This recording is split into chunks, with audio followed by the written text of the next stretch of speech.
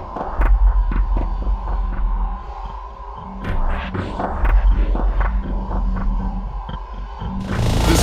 Jones, Pro Football Hall of Famer, top 100. Tyler Lockett from the Seattle Seahawks. DK Metcalf from Hey Burleson, you're watching NorbCam. NorbCam. You're watching NorbCam. What's up, everybody? This is NorbCam coming at you here on this Tuesday. After the very, very disappointing game against the Buffalo Bills on Sunday, I got to be honest with you, I've really not watched much. I've sort of turned myself off because I didn't want to hear all the negative media criticism that I knew was going to be coming on Monday and the rest of this week.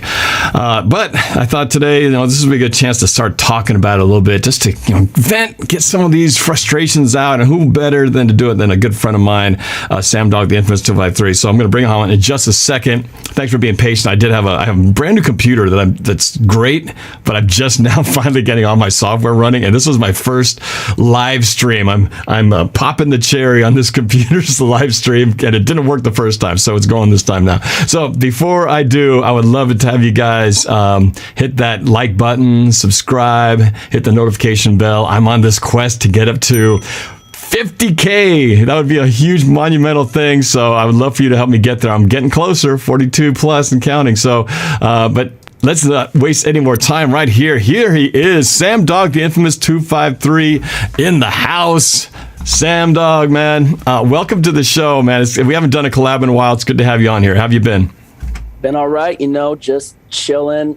Did a couple miles on the treadmill earlier, getting my exercise in, Sucks about the loss, but me and Dallas kind of had some thoughts before the season began. We knew how how good they were going to be, so kind of not surprised that game was a loss. We kind of had a feeling that would be one of our losses, and as Brendan Nelson said, it would have been better definitely to lose to an AFC opponent better than losing to a conference opponent. But that's true. Gotta give the Bills credit where it's due. They were, struggling a bit the past couple of weeks, and they got their mojo back, and we knew they had that good defense and their good offense and how good Josh Allen is. The only positive note I take from the game was, our pass rush getting 7 sacks, but obviously in our secondary, we are banged up in our secondary, and I do question Ken Norton heavily a lot for some of the calls that he's made lately, and how much our defense has been getting off. Well, so we're gonna get into it, since Ken Norton has been in the crosshairs for the past month or more, and we're definitely going to talk about that. Engraven Vids in the house says you're almost there to 50K, bro. Appreciate it, man. You inspire me the way you keep putting out the content. You're doing a great job and what you're doing. So I'm just trying to keep pace with you, bro. So appreciate it, man. For everybody who's in here watching, please again, before we jump into it, this is Sam Dogg the Infamous 253. We've been buddies for a while. I remember hanging out down there in Super Bowl 49 at that Super Bowl area where all the announcers were at. I mean, that was such a fun time, man. We had such a great time. It's too bad the game just didn't end the way it should have. But OMFG Google says, is he still crying? It's done. Move on. Hey, man, this is my party, and I'll cry if I want to. All right? I'm not really crying. There's no crying. There's no crying in football. Actually, I did cry before. Tears of happiness, but not in this game. Actually, to be honest with you, Sam, I did predict in my music video before the season started that we would lose this game. I changed it thinking, hey, man, maybe we could actually win this, but I had this as a loss. And sometimes momentum can fool people, but, it's all good. We kind of were feeling good, rolling off of that big win against the 49ers and felt like everything was starting to get clicking. But, it's like, I even said when I did my game picks, with Dallas, we said this could very well possibly be that loss that we were talking about before the season, and just turned out to be that way. It sucks the way it happens, but I'll tell you what, a positive was at least Carlos Dunlap got a sack in his first game. He did. Jamal Adams got a sack in his first game back. We're definitely missing Chris Carson for our running game. We definitely need him back bad, and possibly, Rashad Penny. We could definitely use him back bad, for his speed and the running attack, but definitely, got to play more man coverage in that secondary on defense. That's for sure. I've got this strange. Yeah, I know. We got reinforcements coming. I keep saying that. The reinforcements are on the way. And Jamal Adams has come back. Carlos Dunlap, he's now in the rotation, and he did, already got the 1 sack that we were hoping he would get. I was hoping to get more, but, so even though it's hard in a loss like this to feel like there's anything positive, you got to look at some of these numbers, and it sort of exaggerates and exacerbates the fact that how bad our defense has been struggling. But look at Russell Wilson, man. He still threw for like 390 yards. Our offense scored 34 points. Normally, that's good enough to win in most games. But we gave up 44, and we gave them up fast. We gave them up in that first half so quickly. We were down and even before we turned the ball over, I mean, it was just the Bills just said, we're not going to run. We're just going to go after the weakest part of your defense, which is in last place, and that's the passing game. And we forget about a balanced attack. We're just going to pass and pass and pass and pass and pass, one run and pass. Before you knew it, we were down 17 points. Stephon Diggs had a field day. Stephon Diggs had a pretty good big field day on us. Well, they all did, but yeah, Stephon Diggs definitely did. But I guess we got to stick with the positives. We talked about the sacks. Russell Wilson, and that's the amazing thing. Despite 4 turnovers, he still had those yards, those points, which normally would be good enough. It's hard to get 34 points when you've tossed and turned the ball over 4 times. And really, we were in that game. And at one point, we had them where we wanted them, right? You know what I'm talking about, Sam? On the third down sack, and Ryan Neal takes him down, knocks him out of field goal range, and we're going, yes! Here we go, and then Jamal Adams got the hold. And then, and I'm never going to blame Jamal Adams because it's not like a lack of effort. He's doing everything he can. It just was unfortunate timing. He messed it up. He messed it up big time for us. We had the sack. We had a chance to basically get the ball back with a chance to go downfield and possibly tie the game, and that basically shifted all the momentum, and I was furious. Me and my stepdad, we were watching on that. We were pissed. Oh yeah, There was the other one too. The other badly timed penalty when.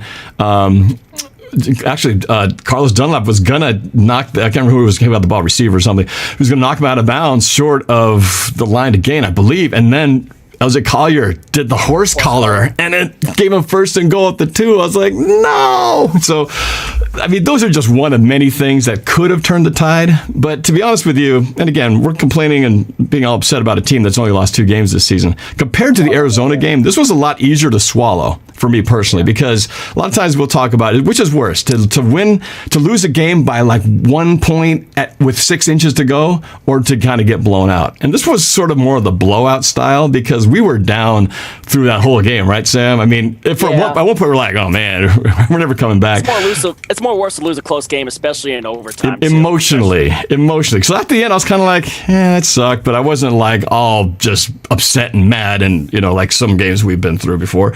So in that regard, it wasn't as hard of a pill to swallow, because sometimes you just get beat and you go, man, they just outplayed us. Exactly. That's life. Sometimes you get beat pretty bad, but other than the other stuff, I gotta point out a couple other things.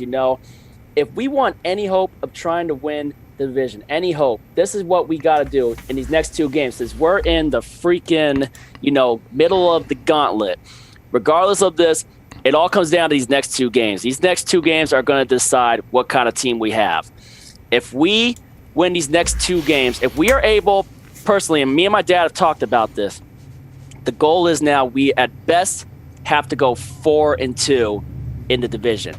We have to at least beat the Rams this weekend, and then beat the Cardinals on a short week, split with the Cardinals, and at best split with the Rams and sweep the 49ers, which obviously we want to take this first game first. Dream scenario would be 5-1 in the division, but the realistic scenario says 4-2 in the division, along with winning the rest of our non-divisional games. If we do that, then we will win the division.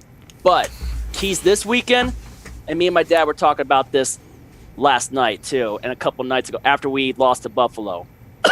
Sorry, still got a little bit of a sore throat, but if we let Aaron Donald affect this game this Sunday, getting a whole bunch of pressure on Russell Wilson, not giving us any time in the pocket to throw, and also if we give Jared Goff all that time in the pocket to step up and throw and hit open receivers and tight ends and running backs on dump-off plays, and that too, we will lose this game. But if we are able to protect Russell Wilson in the pocket and limit Aaron Donald and give Wilson all the time to throw, and then if we're able to get pressure on Jared Goff and put his behind on the ground and get some sacks and force them to make bad throws and throw interceptions or strip them if possible. And I hope we're studying the film of how Miami dismantled them, you know? If we are able to do those two things, then we'll win. That's just how we got to beat the Rams. That's just the way we got to freaking do it, you know? And Russell's used to playing against Aaron Donald and that too. I wouldn't really call it intimidation, you know? So I just got to say, bring it, you know? Bring it. I'm not afraid of the Rams, but, you know, it's going to be – we know Sean McVay always seems to always get one on us. He got the one on the road last year down in the Coliseum. We got the one – thankfully, because Paul Allen and my other friend who I lost during the week, my friend Doug Rochester, God bless his soul, Doug and Paul both blew that ball a little to the right. I knew it. We were really lucky that game because normally Legatron does not miss those kicks, and he missed it by the narrowest of things. Yeah, he's not even on the Rams anymore. Yeah, he's on Dallas now. And another thing about that was I remember that because I was in the suite that game. I got the best angle and upper view of that Tyler Lockett toe drag swag touchdown from wow, lucky you, man. Yeah, that was an amazing catch that didn't look like it was going to be a catch. I got to shout out some people out here. Of course, my very loyal mod, Elena McCullum. Thank you for always being in here. Sports Live, the ATLs popped in here. Alina Dahl. I know that Noah Boelter was in here. Squabo, he did a good article, did a good video about everything wrong with the Seahawks from a Seahawks fan. You got to go check that out. And, of course, Seahawks Martin in the house as well. Make me a mod. Make me a mod. All right, I'll work on that here, man. So the thing about this, so there's so much to process about where the Seahawks are right now. I want to get the chat going. Watch how long this will take to happen. If you want Ken Norton fired, type fire in the chat right now. I want to see how many fire emojis or fire words come in here. But that has been the talk for the last 3 weeks, maybe more. There he goes. Look at fire. Look at fire. So the question is, Sam Dogg, I'm going to throw it your way, is the solution. It's so easy to just say, get rid of what we feel is the problem. If we fire Ken Norton and everybody wants to hire back Dan Quinn, of course, who's on the street because he got fired by the Atlanta Falcons. I'll be honest with you. Do you think that's going to suddenly fix everything? I'm not on the bring back Dan Quinn train. You're not. I mean, I am kind of on the fire Ken Norton Jr. train. I mean, it just sucks with defensive players being injured the way it is. I know my dad would say certain things differently, but I definitely, you know, I've had it with Ken Norton Jr. Personally, for me, if there's anyone we should bring in not named Dan Quinn, because him blowing that Super Bowl with Atlanta basically is what got it for me. And then, of course, how bad his defense was near the end of his time in Atlanta before he was fired. But if there's a guy I think the Seahawks should bring in who is actually available, this is who we need to bring in. Wade freaking Phillips. Wade Phillips. He's a terrible head coach. He's one of those guys who's like Dan Quinn. But he's a bad head coach, very good defensive coordinator. Yes, there's some guys who are just meant to be coordinators and not meant to be head coaches. Sometimes just really you can't make that jump. You're just really good at one thing. Wade Phillips, Aaron Donald had his best season when Wade Phillips was his defensive coordinator with the Rams. And then Super Bowl 50 with the Denver Broncos. Wade Phillips got the very best of Von Miller and DeMarcus Ware on that Denver Broncos Super Bowl 50 pass rush. Definitely, you know, I mean, I know his history with defense. You know, he's a hell of a defensive mind. That's why I thought about it. If not, might as well find someone and, you know, start fresh, you know, start off new, you know? So the question is who's going to be out there. Right, exactly. Is that next person going to be the be-all savior of what's going on? And what that means to say is that means everybody's happy with our talent. And that's the question, is everybody out there who's in the chat, you are so quick to hit fire when I said, should they fire Ken Norton? Which would mean that you guys feel that the talent is solid. And I guess I'll ask you this, Sam Dogg. Do you feel like we have the personnel for a defense that should be better than what it is? I mean, let's say we plugged in a Dan Quinn or we did bring in a Wade Phillips. What do you think? And let's say we started the season with that. What do you think the defense would be? How much better would they be if they have a different defensive coordinator? Wade Phillips, I definitely would like to see a lot more, you know, try to blitz and get pressure on the opposing quarterbacks, you know, when we need to, especially on third and longs, you know, just get after the quarterback and then, Dan Quinn, he always liked playing zone. I've never really been much of zone coverage, with like in the secondary. Me, I like playing man coverage, kind of like what the Rams are doing, and they're just hawking the balls that go every way towards the receivers, But that's really a hard question to answer. And I've been chatting with, you remember my buddy Anish, right? Oh, yeah. Yeah, we talked earlier from Vancouver. He's hasn't been able to come down here across the border due to the situation. Of course, no games. But yeah, we chatted a few weeks ago. Yeah. Yeah, Anish and I have been looking into other such names, like trying to figure maybe there could be someone to come up from the college level, to maybe be a good defensive coordinator. I mean, if not bringing back Dan Quinn, or possibly, obviously not bringing in a Wade Phillips, I think, maybe we should try to start off fresh. And I'm waiting for possibly me and Anish were trying to bring up some possible good candidates, that we could possibly think about looking into to start off fresh and new and get a new defensive scheme in there. If anybody else in your chat can bring up some possible names, well, Noah Boelter Squabo, part of the NorbCam roundtable, he says we got the talent. So clearly he is not blaming the talent for this. And he says let's add Tack McKinley to this McKinley. here. Falcons fans were pretty happy to get rid of Tack McKinley. It's hard to say what good it would do to bring a certain player in, especially if one was a diva in another locker room. But at the end of the day, I'm the one to just let Pete and John make the decisions of how the team is going to be and who we're going to bring in, and just go one game at a time, 1 week at a time, one play at a time. And I always say this with Anish Kumar. I never assume anything. I never look ahead. It's just one game at a time. And right now the focus for me is just trying to get a win in LA. I got a shout out Sports Live in the ATL. David down there in Atlanta with the super chat. He says, "Hey Sam, my dude, watch that Super Bowl 2016 reference. We won't go there. We won't say those numbers, which I know get your skin to boil and the goosebumps to start bubbling and the hairs on the back of your neck to stand up. We won't talk about that 28-3. We'll just. So here's the thing, guys. You can't. It always sounds like a cop-out when you blame injuries or you blame officials, right? And I'm not going to blame officials. There's nothing to blame here. But the injury thing is a real deal, right? We did not have either of our starting two running backs last week or in this game, right? Yeah, exactly. Chris Carson, for all the people, and there's some close to me who think that Chris Carson is just a dime a dozen running back. I've been saying Chris Carson is great. He's an outstanding running back. Problem is, of course, he can't stay on the field the entire season. That's the only problem. But when he runs, he's awesome. But you see the difference when he's not there. And I'm with you, Sam. We're not just missing him and missing Carlos Hyde. We're missing Rashad Penny. That's three. That's our three running backs. I mean, technically, we're only talking about two, but Penny's not been here at all either. So we're talking about, we had our fourth, running back starting at that. That's just the first part, all right? Offensively, I think we've been pretty solid in terms of the personnel.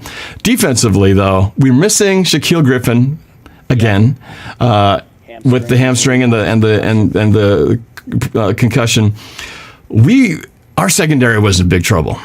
Right, it did not look good this past Sunday. Shaquille Griffin was definitely missed, especially when you have a guy like Stephon Diggs. He's running Cole around. Beasley, John Brown. And so when you take your best cornerback already and when he was playing, we were in last place as a defense. Now take out your best secondary guy. How much better you think we're going to be? It's a tough one to make, right? Even though we did have Jamal Adams back in, Jamal Adams, he had some problems on coverage. He was trying to do some man coverage. Because I see people in the thing throwing all these ideas. Yeah, we should run more man coverage. Why do we blitz on the third down? Blah, blah, blah. Yeah. The blitz was. Got to cover the running backs for dump off passes too. And plus, Anish brought up another possible candidate. This dude from Clemson, the DC, Brent Venables from Clemson. I was looking at that from some comments on the media when we were talking about it earlier, me and Anish and a couple other people. So, yeah, maybe Brent Venables from Clemson. But we'll let the decisions happen during the offseason. I do still feel like we have reinforcements on the way. We have Rasheem Green, our sack leader from last year, who had 4 or 4.5 last year, is coming back, I believe, for this game, because I think he's practicing. I'm hoping to see his name pop. Oh, wait, actually, did he play last week? Somebody told me that he played this past game. Yeah, Green played. I think Green played last week. Definitely. And I didn't even notice him, which is a bad sign, because I had to ask him to actually say, hey, he's coming back. Wait, he was back? I didn't notice him. So, again, first game back. I'm hoping he will get his feet underneath him. But So we definitely, the problem is, you ask, well, why do we blitz? Well, the problem is, if you've known, is that our front four has not been able to get there. Carlos Dunlap getting there himself, that was a good sign. Him and Jaron Reed were starting to get some pressure. So that's a good sign. It's a sign that things are moving towards the right direction. But we still have to blitz to really get there. But here's the thing. I just think the problem is the blitz, because what did the Bills do? They blitzed like crazy, just like the Cardinals did, and it worked. We blitzed like crazy, but we didn't really get there. At least when it counted. That was in the beginning of the first half. We didn't get there. So I contend that there's nothing wrong with blitzing per se, but I think we have to blitz better. I think we need to disguise it better. We need to time it better in a way that's more unpredictable. Because I feel like when we blitz, we're transmitting it way in advance. We're saying, hey guys, I'm right here. I'm going to come running in here as soon as you snap the ball. And they have time to figure it out. Versus when it seems like when the Cardinals and even the Bills in this game blitzed us, for whatever reason, I don't know if it's because what they did or we are unable to do, but we just can't pick it up. You know what I mean? Yeah, we got outcoached. Just for the second time in both those games. I think it really was a coaching or scheme or whatever issue, because obviously both teams are. If the old, because I kept hearing, the Seahawks live by the blitz, they'll die by the blitz. Well, everybody else was doing the blitz, and they weren't dying by it because the Cardinals won, and so did the Bills. So I still think that that's the way to do it, because unless you can get there with the front four, you've got to blitz. But we've got to do a better job of making it more effective, because what the worst thing is you rush 5, you rush 6, and they don't get there. Well, you just blown it. You've just wasted 2 guys, and they're going to get somebody open. So and you've got to have a linebacker able to cover the running backs for if they do a dump off pass, because sometimes a blitzing can lead to dump off passes to the running backs, which the running backs can get big chunk yards, and that's what we saw against Buffalo, with Devin Singletary. Maybe we need to play more dime, and again, if we don't have all of our healthy secondary guys, and the thing is, everybody's knocking Quentin Dunbar, and I was watching him go, he looks bad. He looks like he's playing hurt, and I think he was. He was running around. You can see him wincing, like holding that knee, going, ugh. And there was one play on the touchdown when it was on the going right to left, Buffalo was, and he had a guy just come right across the front of him. He didn't move. He just stood there, and as soon as he crossed his face, then he started following him. He was wide open. So easy of a play, and I saw that, and I was like, something's wrong here. I don't think he's that bad, but I don't think he's right. And they didn't feel comfortable enough playing the guys behind him, obviously, since they're like lower string guys. But we definitely have some issues there. But again, I don't think Quentin Dunbar is that bad of a cornerback. I think he's hurt. Shaquille Griffin's hurt. He's hurt. And we lost Trey Flowers. Not Trey Flowers. Who we lose in the beginning of the year? Our nickel. Help me out. Ugo, and he was playing great too, but he stepped in because Marquise Blair went out. And that's why Ugo Amadi stepped up. Then Ugo Amadi got hurt. So I mean, there's a trickle down effect where, there is a talent issue. Yeah, I don't feel is completely to blame. That's why some of that blame, I don't think is fully on the shoulders of the defensive coordinator. Now, granted, they've got to adapt with what they have, but when when you start off and when you've got the pieces, you go, okay, let's lay it out here. Okay, we got Marquise Blair, and then we got Ugo Amadi, we got Shaquille Griffin, and then Quentin Dunbar healthy. It looks really good, right? At one point during the offseason, we were going, this is the best secondary. This could be the best secondary in the league. Then all of a sudden, boom, Marquise Blair goes down. Boom, Quentin Dunbar can't get going. Now Shaquille Griffin goes down. All of a sudden, you don't have 3 pieces of what was going to be your best secondary. So there is something to be said about, ask the 49ers.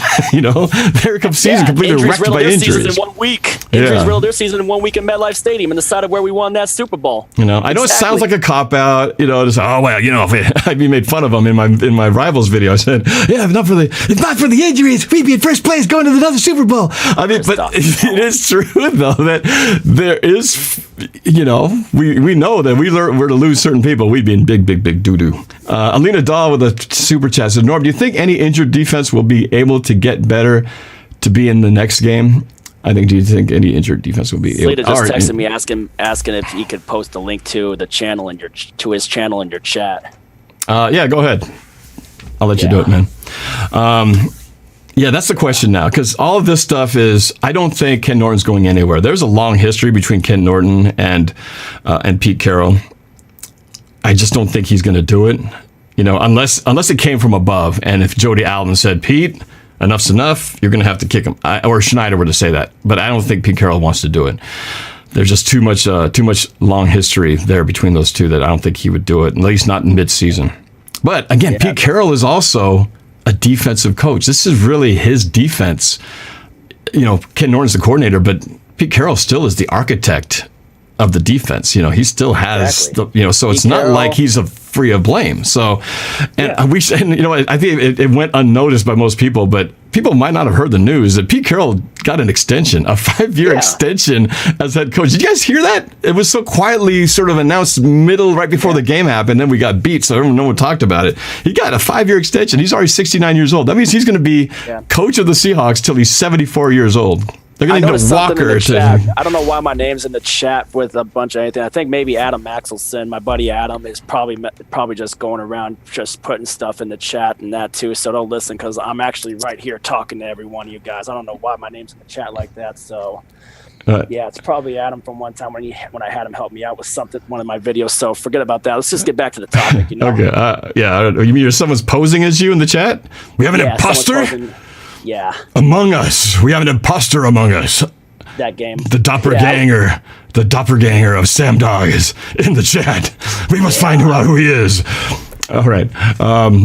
Anyway, so let's move on from last week, because the thing about it is, let's put everything in context. Look, before this weekend happened, we were possibly the best team in the NFC, and maybe arguably the Buccaneers were the two best teams in the NFC, right? What happened to both those teams? We got our butts kicked by Buffalo, and the Buccaneers got the weird whoopings on those guys, man. I mean, the Saints destroyed those guys. And the Saints even rubbed salt in the Buccaneers' wound by putting Jameis Winston in garbage time, their former quarterback.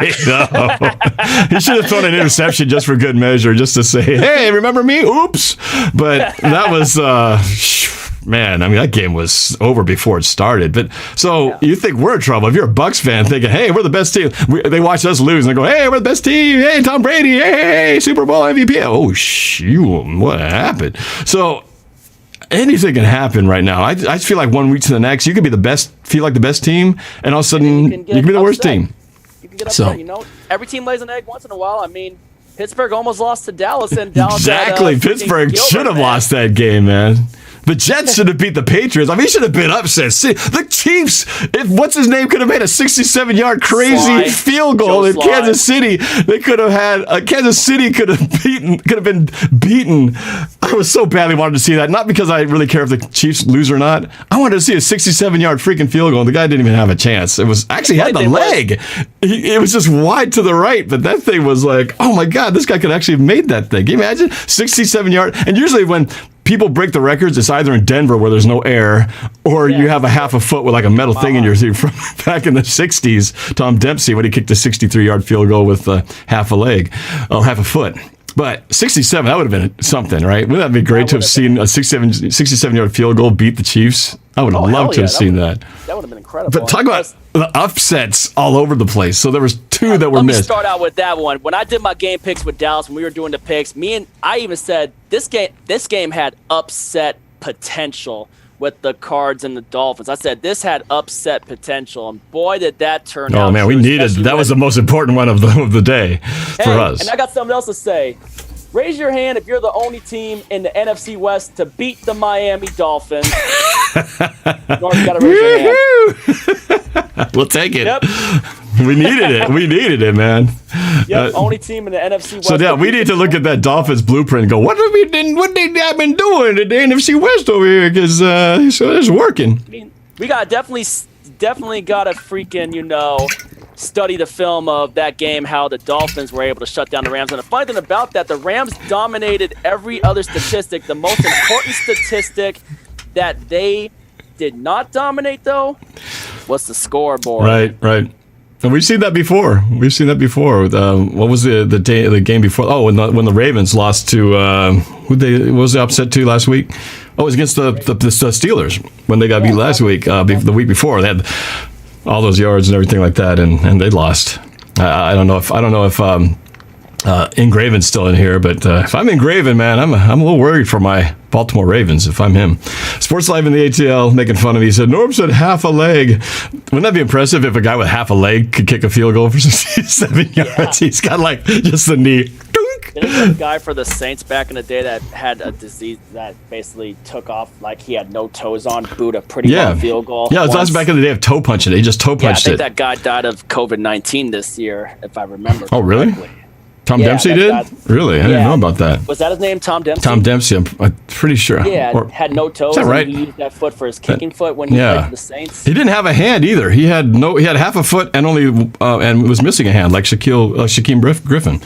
Yeah. I remember staring at that photo when I was a little kid, going, "Wow, 63 yards and half a foot and no hand. Anything's possible." I'm pretty sure it's Tom Dempsey. Correct me if I'm wrong. Is it Tom Dempsey? Yeah, Somebody look it up. Someone put it in the comments. You know, I miss the days when you actually had to just figure things out and go, "Who was that guy who kicked that thing? Let me think about it. I'm pretty sure it's Tom Dempsey." And I was like, Siri, who kicked the 63 off? It's Tom Dempsey. And doesn't even know anything about it. He just asks, Siri or what's her face? What's the other one? That's Siri or Google. Or the Alexa. No, I'm not talking Alexa, to you. yeah. Alexa, shut up. Yeah. So it is Tom Dempsey. Yes, thank you very much. I need to do Who put it on there? Who put the Tom Dempsey on there? Cameron Hughes. He's very good at trivia. Yes, Cameron Hughes. I'm not sure if he's actually that smart because he's a young kid. He wouldn't have been alive to see it. But have you seen a Thanos video from all the injuries? Have you seen Cameron Hughes' Thanos video? No, I haven't. And does the montage of all the injuries that happened this year. Oh man, that's a long montage clip. All right, Cameron Hughes posted it. All right, I'll have to check that out. Cameron Hughes' injury montage. Ugh, I don't like watching injuries, man.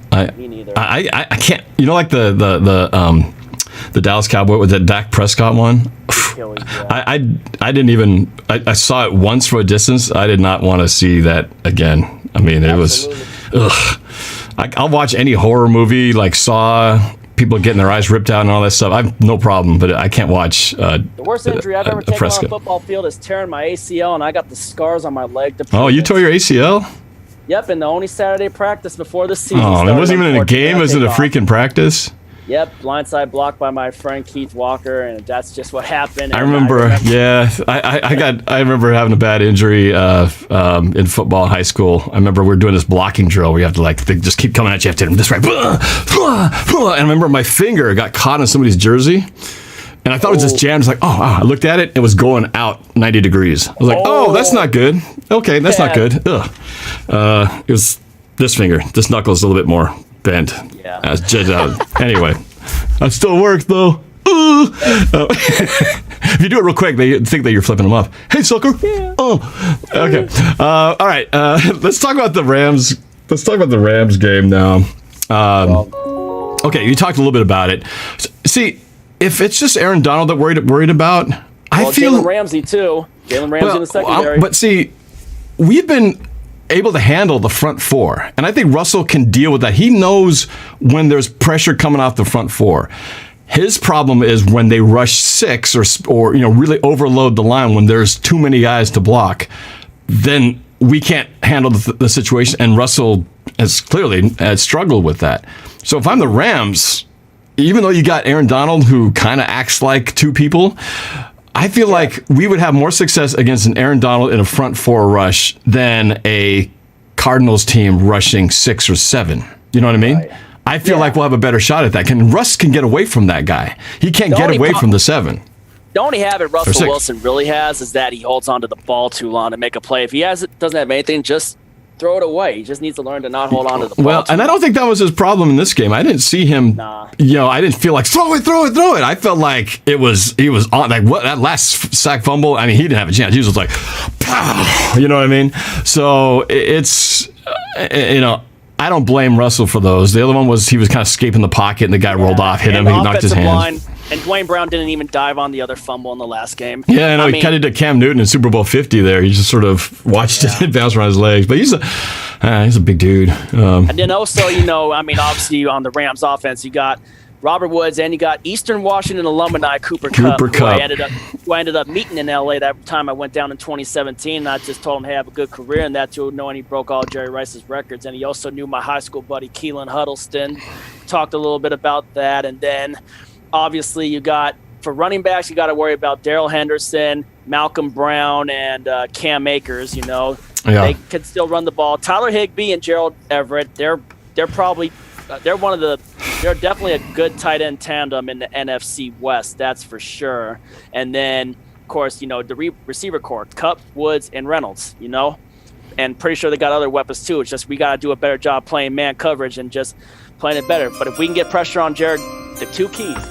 One, obviously, like I said earlier, you got to freaking, try to limit the damage and get Russell to better protection. And two, you got to get pressure on Jared Goff, get hits on him, and make him throw interceptions. Just got to get pressure, and you got to hit him and strip him if you can. I mean, watch the Miami film, Watch the film where defenses were able to get after him, Yeah, that's concerning. I have nightmares of the Rams with crossing routes and quick throws and screens and running backs out of the backfield. And that's been what Seattle has given up so much this year. It's hard for me to envision them flipping the script and suddenly fixing that which the Rams do so well and that which we do so poorly against. But I think we're going to have to shoot it out. We're going to have to shoot it out again. We're going to have to probably score 38 points to beat these guys.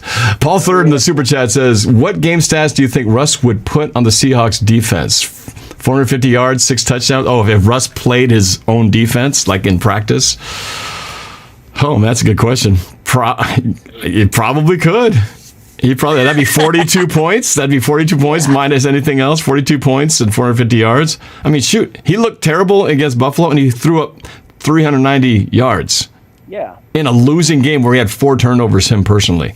Yep. And are you kidding me? Touchdown to be included his first ever quarterback sneak of his NFL career for a touchdown. And Russell Wilson, every game he's played against the Bills, he's had a rushing touchdown. 3 in the first game in Toronto. That's a good point. He had 1 against them in 2016, and then he had one against them last Sunday. So he's had 5 career rushing touchdowns against Buffalo. If Russ has 1 less pick, or if Tyler Lockett comes down with that miracle heave desperation throw in the corner of the end zone that he almost got, he already gets 450 yards. If one of those 2 things happens, Wilson gets pretty much 450 yards. So he's not that far off, even in a losing situation. He's on fire, man. That's what I'm saying.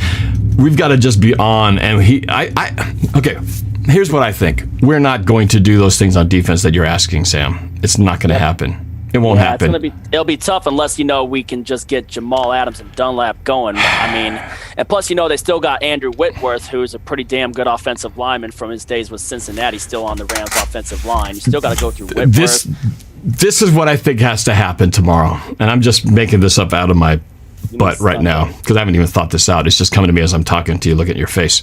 I think, as a fan, we have to concede that LA is going to score a lot, that they're going to get a ton of yards, that they will probably score over 30 points, maybe 35 points. And I think I already expect it. And the only thing I think that's going to help us is we have to just simply outscore them because we've got to not let Russ, he's got to be able to cook and not get blitzed and turn the ball over.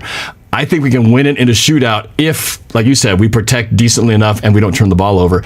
And maybe most times they do a drive that they go for their own 25-yard lines, the Rams do, and they go down to our 10. The turnovers, or even if they don't do that, let's say the turnover battle is even. If they get down to like our 10 or 5-yard line, Seattle's actually pretty good when they get inside the 10 and the 5 a lot of times, a lot better than they do between the 25 and the 10 and the 20, between the 20-yard lines. So maybe they can get a field goal forcing stop, deep in our territory instead of giving up touchdowns.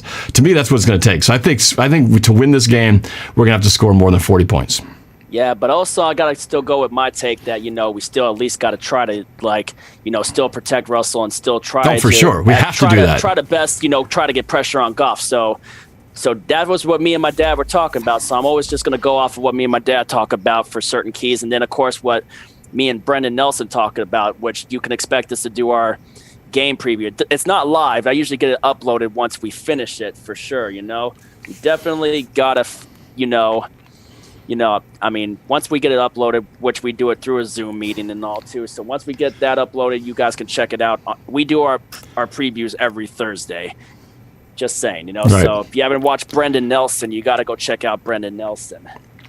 All right, and of course, check out Sam Dogg the Infamous 253's channel. I got his link in the description, or you can just search up Sam Dogg with double G's, the double OG. It's right there. It's right there. At Sports Live in the ATL. Just he's like a little critic in the peanut gallery. Oh my God, Norb, a butt thought. LMAO.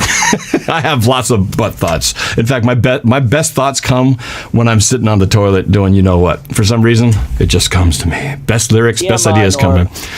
I'm just telling you the truth. Sometimes that's TMI, man. Yeah, I could tell you more details if you really want to know, but it's just try it sometime. I have good thoughts when I'm drinking beer at the Roadhouse. Well, you're probably right. And if I actually drank beer and I might actually have some great thoughts like that too. But for me, since I don't really drink, I got to go for the toilet inspiration.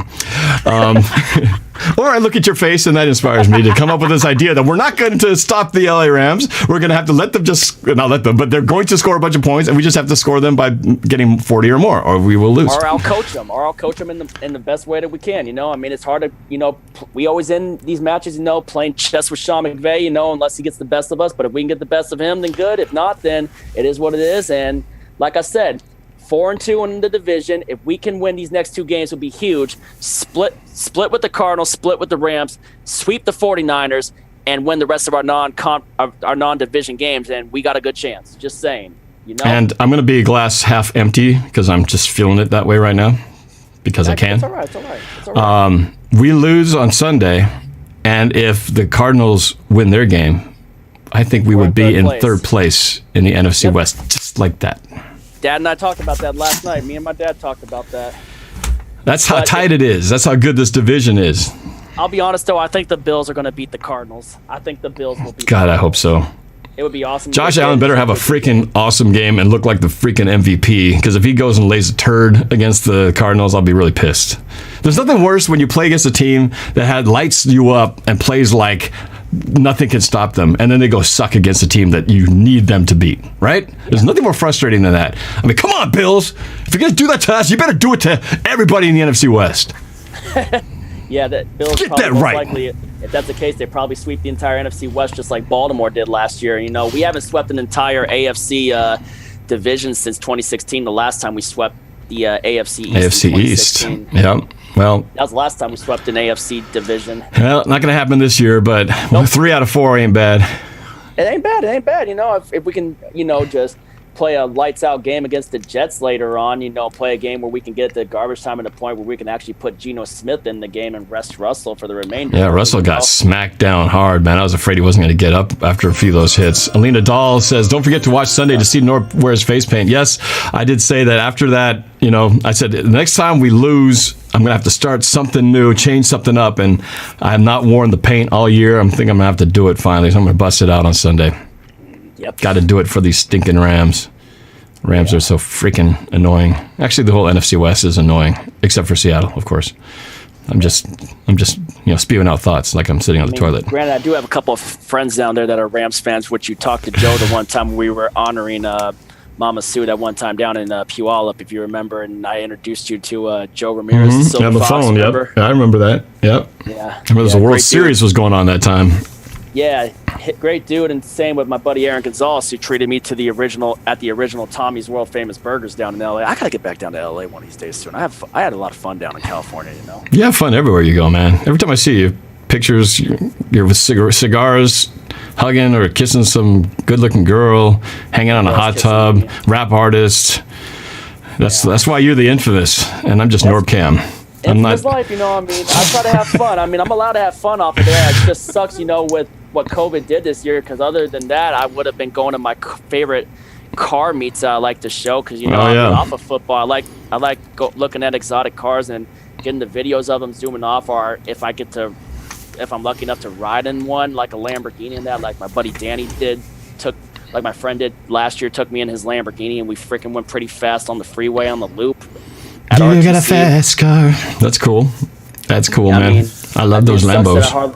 It sucks that I didn't get to hardly do any car videos this year. You know, I mean, that's what I hope when they finally get this vaccine and everything goes back to normal, I get back to, doing those car videos during the off season, because that's what helped really keep me busy on YouTube, were those car videos. Yeah, man, those are pretty sweet. I get to live vicariously through you, since I'm sporting the minivan, driving my little kids around. Now this is how not cool I am, other than the fact that I have a NorbCam license plate. So I'm driving a minivan that's blue, because that's the closest thing I get to Seattle, right? And then not only that, but underneath my NorbCam license plate, I now have a bumper sticker that says "Student driver, please be patient" or something like that, because my daughter is learning how to drive in my NorbCam vehicle. I mean, you do not get any less cool when you have to put a student driver on the. I mean, Sam, you should do it one day when you can afford a Lamborghini. Get a Lamborghini and then put student driver underneath it. That's going to decoolify the Lambo by like 50%. I mean, that'd be cool to see, actually. I would put that sticker student on driver, Lamborghini Diablo, student driver, back off. Our Murcielago, or preferably Aventador. Aventador is pretty sweet too. Hey, it's worth noting that, in case you didn't see, that Mama Blue, who we have been raising money for her battle against pancreatic cancer. How's she doing? She's doing good. And I don't know if did you see that she was the Seahawks Fan of the Year? They did a special thing on Blue Friday before the weekend. They did a whole thing. They flew a plane with a little banner that says, "Congratulations, Mama Blue, you're the Fan of the Year." She got a phone call from Chuck Arnold, the CEO of the Seahawks, and got some calls from, I think, Jacob Green and a couple other old school Seattle Seahawks, which is pretty cool. So, but no, she's doing great. I mean, for an 89-year-old woman, battling, taking chemo and radiation, she's doing a lot better than I'd be. I'm sure I'd be feeling sorry for myself and, Mama Blue crying. Is a trooper. I think she might have also been down there right by me the day I got that jersey from Pete. Oh yeah, speaking of, man, you have that handy? It's in the closet. Go grab it. Show those people, man. So Sam Dogg has this cool moment where he's been wearing a Sam Dogg. He had the old school 2002 jersey. When they switched over to the Matt Hasselbeck time. So then it was looking all faded.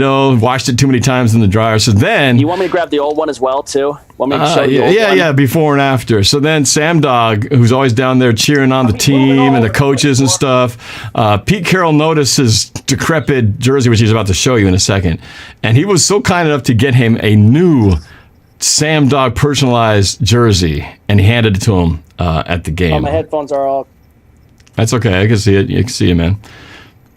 Anyway, so show the old one. Show the old one. So that's the old one that Sam Dogg. I'll still rock this even when we're on the road. It's actually still not in bad shape. It's actually better than I described it. I made it sound like it's like falling apart with holes and stuff in it. You want to see the vinyl one my friends had me made for my birthday? I want to see the Pete Carroll one. Bring the Pete Carroll one out. I had the Paul Allen patch added after Paul Allen died. That Big Low hooked me up with after that, and I showed Pete. I was like, I had a new jersey made in New Jersey. There it is. So that's the one personally handed to you by Pete Carroll. Was that at the Clink or was that on the road? It was at the Clink, wasn't it? That was at C-Link because Pete Carroll in L.A. said to me that we had to have a new jersey. I didn't think he'd actually go through with it. I didn't have, like I said, the patch I added on after Paul Allen died because Big Low hooked me up with the patch and then when I finally added the patch on, when I saw Pete Carroll before one of the games, I was like, "Pete, I made a new addition to the jersey." Showed him the patch. That's a really cool gesture because those personalized jerseys are not cheap. Yeah, those cost you a few bills, man. So that's a sweet deal. I had to adjust inside the shoulder region of this. I had to adjust to the shoulders because it didn't feel like any other jersey you would get in the team store. It felt like an actual player's jersey, like the pads are supposed to go in there. There were a whole bunch of parts I was adjusting to. I was like, man, is this like the ones that they make for the actual players? And Pete actually had that made like a player jersey, like really? A player or something. That's legit. That's pretty cool, man. Not many people can say that. Sometimes players will toss the gloves up there. Sometimes, they'll give them, I don't know, it's like just little small things. But you got a jersey. That was pretty awesome. Did he sign it? Pete didn't sign it. He knows I have to wear this. I can't have it signed if I'm going to wear it. What do you mean? People wear signed jerseys all the time. That would have been the ultimate. I know. It's just for me. I just got to wear it. I just got to wear it. Rock my name, rock my good name on the back, and just represent it. Yeah, that's very cool. Boelter, one of my, again mentioned as one of my roundtable guy Squabo asks, Norb, what is your biggest problem with Seattle right now? My biggest problem, it would be too easy to say it's the defense because everybody knows that, and it's like it's too common. Injuries. We got some key injuries. We need Mike Upati back. We need Carson back. We need Mayoa back. We just sometimes, it's injuries can do a lot. I will just and Sports Live and the ATL's got to go. See you later, Sports Live and the ATL. Appreciate you hanging out here, man. I would say maybe to more specify the area of the injuries, I would say it is the running game, and I'd probably be more focused on Chris Carson because I believe. You remember what he was doing when he was in there? I mean, he was such a key part. He wasn't tearing it up with like 152, like that kind of yards, but he was just enough to keep defenses balanced, and that's what we're missing is just that balance of the running game, versus the passing game for us. For whatever reason, you could say the counter argument and say, well, Buffalo Bills didn't run the ball at all last week, and look, they just were one-dimensional from the get-go, and it worked just fine. Why don't you guys just do that? But I don't know, for whatever reason, it doesn't work both ways for us. I think we need to have that complementary running game for it to work. He is definitely missed. His presence not being there is definitely felt. So it sucks that he's out. And I don't know when he's back. Penny. Yeah, Rashad Penny too. When's he coming back? Next week? I don't know, but we could use that burst of speed again, and when we get him, we definitely need that burst of speed again. Darryl Taylor, who we drafted as a pass rusher in the offseason. Who knows? He's becoming the what's his name? Who's the ATV guy? Malik McDowell. He's becoming the Malik McDowell of 2020. Now, I'm not going to knock the guy because I know he had that offseason surgery and all that stuff, and obviously that was there before he got here. It wasn't like he did something to it. But they got him for that reason, and to not even possibly see the field is very disappointing. Because we've drafted pass rushers, and it's just not worked out, man. LJ Collier, which I'm not going to call him a bust yet, but man, I'm starting to say we're on the bus to bust. You know what I mean? We're one letter away from bust if we get to the end of the season. There's nothing to show for it.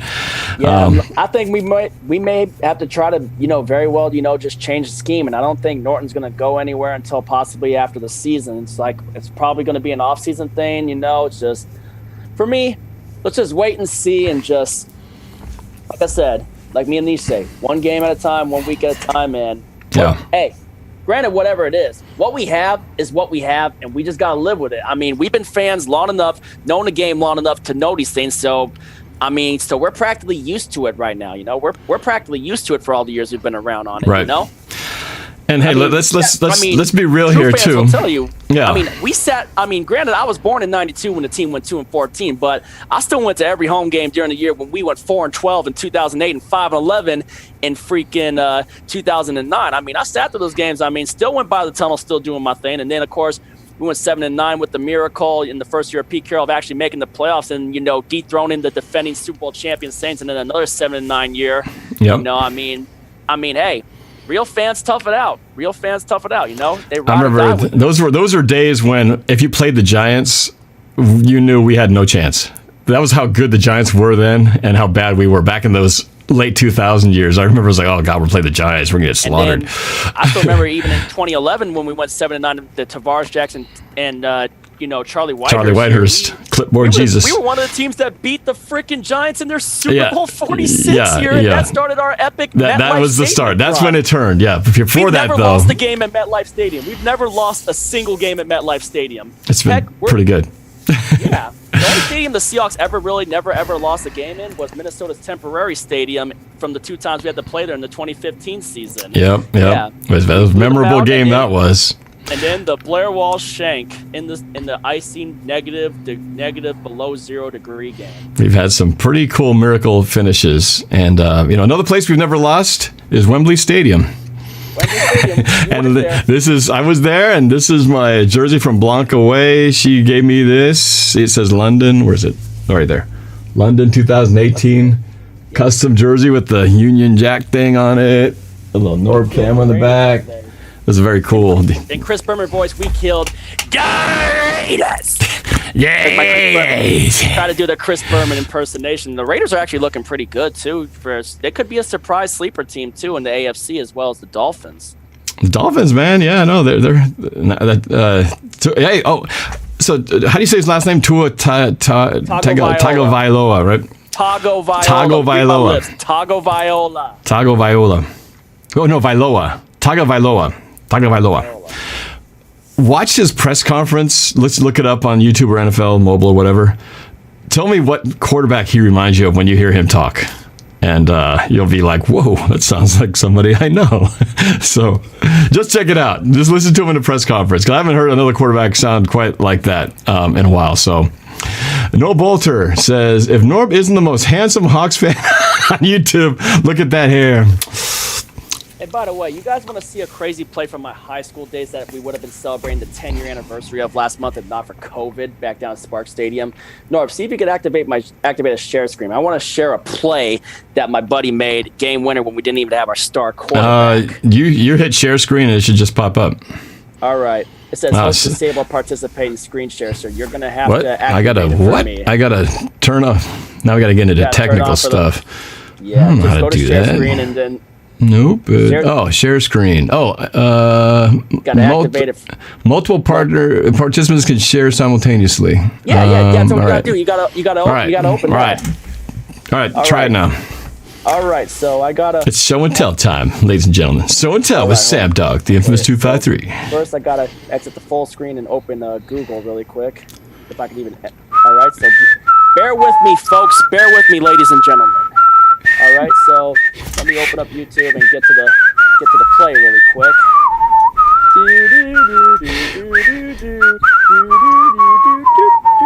And speaking of which, Alex Trebek passed away, didn't he? Yeah. As I'm singing that song.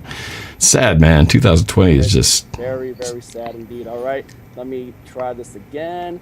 All right, here it is. All right, and any day, man. We got all day, so take your time. All right, so watch this, guys. This is... Wait. Whoa. I got to shrink this. Too small. Hold on. It's like way too big. Hold on. This was our homecoming/senior night down at there you go. There you go. Okay, I'll go full screen with y'all. Rogers versus Graham Capalzin. What am I looking for here? Okay, watch the play. The quarterback, this is a 4th and 22. 4th and 22, we had to score to win the game. My buddy Austin Cartwright said a prayer like let us win this game by some miracle. And I remember I was down on my knee and I saw the ref hold his arms up and I was like, oh my gosh, you'll see what happens. The high school version of the Immaculate Run.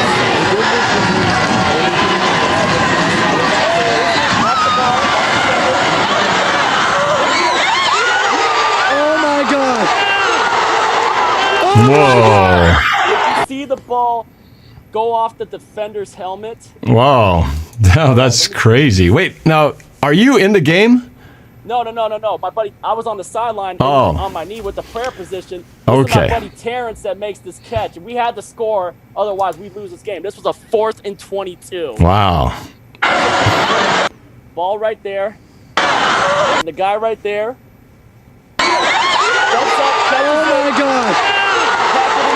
Oh my God! Touchdown. Wow, that's crazy. That's wild. And look at that. Is it the Rams? You're the Rams. Rogers right? Rams. Yeah, you're the Rams too. Yeah, and the funny thing, and the crazy part about that, if you ask Big Low about that night, Big Low was there that night. So Big Low actually got to see that. He was sitting with my dad. That's cool, man. That's awesome. That was the craziest night of my freaking high school football career. That was, and we didn't even have our starting quarterback Graham Madeline out there. I get chills every time I look back at that play from high school. Yeah, that's pretty awesome. That's pretty cool. And now you just jinxed us, because now the Rams on Sunday are going to do an immaculate reception, 4th and 22. Come on, man. That's my high school, man. Rogers, I'm obviously Seahawks for life, I got my high school.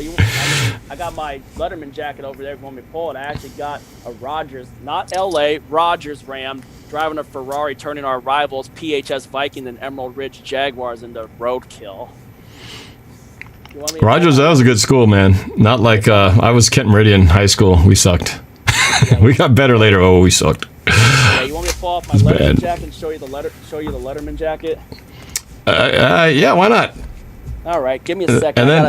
And then, yeah, go grab it. And then after that, you can get your yearbook, and we'll go look through it page by page. Oh, just kidding. I think, there you go. Oh, that's cool. Oh, yeah, running over the Viking. The Ram driving the Ferrari. That's pretty cool, man. The Ram driving the Ferrari. Yep. With the football out the side window, turning him into roadkill. That's awesome. Who does that? That's cool. That's one of the cooler designs I've ever seen. Yep. Nicely done. Yeah, so I had the Ram driving the Ferrari and holding the football out the side, and basically you saw the Jag and the Viking being turned to roadkill. Very cool. That's cool. Well, we got some other people. We got a Lions fan in here. Is that what I'm seeing? Go Detroit Lions from PKB Productions. There's some other people in here from other teams, but all are welcome. It's cool to talk to other fans from other teams. I mean, I do that a lot. I mean, take me and Jazzy Jeff, for example, when we did our collaboration before our game against Atlanta. Yep. Now, have you learned to temper your aggression when it comes to the YouTube chat? Because I used to get all fired up. You used to get very agitated. Yeah. You chilled? You more chill now? Yeah, but sometimes they clap. Sometimes I clap back, But you know something, though? I mean, I did collaborate with my buddy, the CG Bully, who was a 49er fan before our game against the 49ers, so that was fun. Mm-hmm. Yep. I'm only I was only 5 subs away from 1,100 before we started this, but hopefully you got a few extras here. So yeah, again, everybody who's in here, go sub up Sam Dogg the Infamous 253. And stay tuned for the game preview with me and Brendan. We will get on that soon. That's for sure. Yeah, and you know what? I do have to do a Madden simulation because you know what? I didn't do one for the Bills game. I was gonna, and I just ran out of time, and then we lost. So maybe because I didn't do that. Actually, then I did the Arizona game. We lost. So never mind. Forget it. But I'm going to do one because I'm going to try to I want to do the Bills game because now that I saw how we lost, I'm going to change it up and do what I think we should have done against the Bills. And of course, I think in Madden, all my guys are healthy. I have Chris Carson in the backfield and all that stuff. So it probably would be different. And I can show that. See, I'll say that's my whole point. See, with Chris Carson and a healthy team, look how good we would be. Yeah. That'll be my argument. Then I'll do a Rams simulation. Which we'll see what happens there. I got a busy weekend coming up with a bunch of stuff I got going on. I won't talk about. Because I'm obviously going to be hanging at the bar again this weekend. Sure, you will, man. Of course, you will. I know he's moving to Arizona, so I'm known her since junior high. Definitely sad about that. So definitely gonna, for last weekend, gonna definitely make her feel special. Okay. Here's to good friends. Tonight is kind of special. And I'm gonna down the hatch drinking beers and that too. Who knows? Maybe I might go get me a cigar for the occasion. Heck, something? A friend of mine actually brought me back cigars from Miami, the Federico Empire. Ooh, are they Cuban? Hand rolled by Cubans in Little Havana. Hand rolled in Little Havana, Olana. Sam Dogg's got cigars from Havana, Olana. Not Havana, Cuba. Little Havana in Miami. Little Havana, not the real Havana. Okay. And then, of course, I was Tony Montana for Halloween, and I freaking... Tony Montana. Antonio Sam Dogg was a Tony Montana. All right. So say goodnight to the bad guy. Last time you're going to see a bad guy like this one. Check it out. If you can see clearly in that, we freaking keep going. We're killing it in the stream. How many people we got in there? I don't know. There's a couple. And one or two. Nailed it. Man, you and the infamous life. Dude, I swear, man, I miss doing these collabs. We gotta do more of these. It's kind of fun. I'm kind of, I don't know. I'm sort of in this weird lighthead. I didn't sleep very much last night. I went to bed late working on this stupid computer. I don't know if you guys, for those of you guys who have computers to do your stuff. Some of you guys don't. Sometimes maybe just do laptops or just your phone and stuff.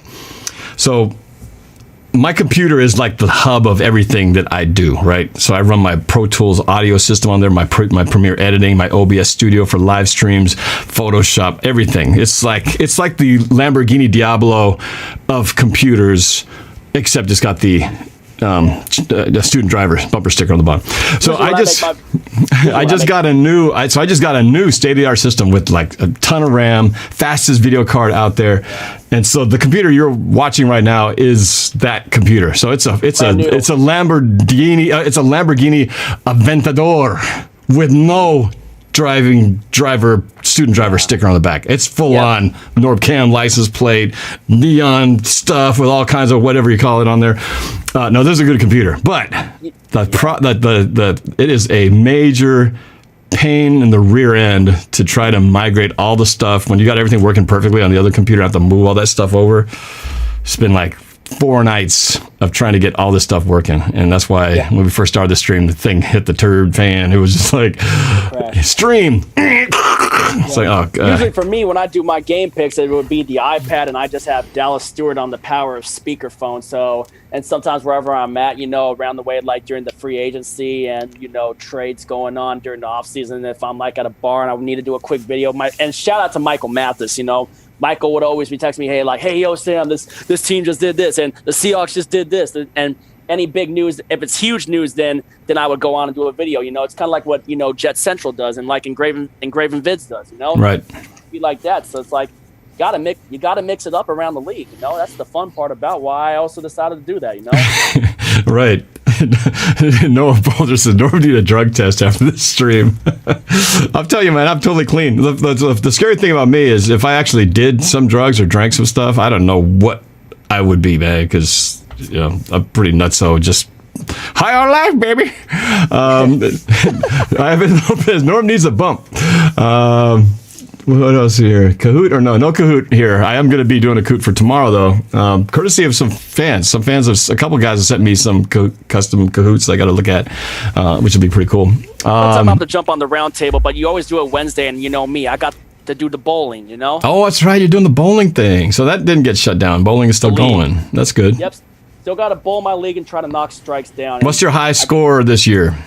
I haven't really had a good year. I mean, I've had some low 200. I think my best so far this year is either the 213 I shot in league, but the best ever yard noticed at 279. That's like you're only missing like maybe one.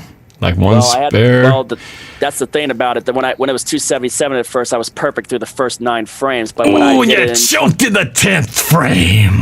Yeah, I wasn't even thinking about it. I was just letting it happen, And same thing with that game. Except the only difference was when I had 279, I had a spare in the first frame, and I had 9 strikes in a row again, and then I had a spare in the 10th frame to. Speaking of drug tests, man, when the hell are we going to see Josh Gordon? That's been a forgotten man. We paid him like $1 million to be on this team, and he's just like at home, probably smoking some weed right now. I don't know. I'm not even worried about it. It's just it is what it is, I think though, I think we probably. Have we done enough so far? Are we good to go on this? It's like, Yeah. You ready to hang it up? We're just we're just talking about nonsense, but somebody's still paying attention. Hey, it is time to go. It is time to go. But hey, once again, Sam, let everybody know what you got going on this week on your channel. Well, stay tuned for me and Brendan's game preview on Thursday for when we preview Seahawks versus Rams and talk about our keys to what we need to do to, bounce back and win this game. And so that's going to be coming Thursday, and post-game video after the game, as usual, depending on whatever happens. I will come out with a post-game video, which I'm usually doing post-game now with Dallas on the speakerphone. So there's that, and let's just hope for the best for the remainder of the season, everybody. And look, somebody in the chat just jinxed the Rams. He goes, Darren Bale says, Sean McVay, 2 weeks to attack the worst defense ever. Boom! And you just jinxed them, boy. You just jinxed the Rams. Thank you very much. You just said the magic word. Sean McVay had 2 weeks to attack the worst defense ever, and that's going to be the thing that causes everything to short circuit. Was waiting for that moment. And we got it, Sam Dogg. We got him. We got it. We caught the fish, man. Superstition, man. Superstition. I'm crazy. Video-wise, so I'm going to do a Bills Seahawks simulation, show how the game should have turned out. Tomorrow we got the round table at 5 o'clock. Thursday, gonna do an is it Thursday? I can't remember. Thursday or Friday, I'm doing an NFC collab with Trent, one of the guys on the Fan-to-Fan network. So we're going to talk about the Seahawks-Rams matchup.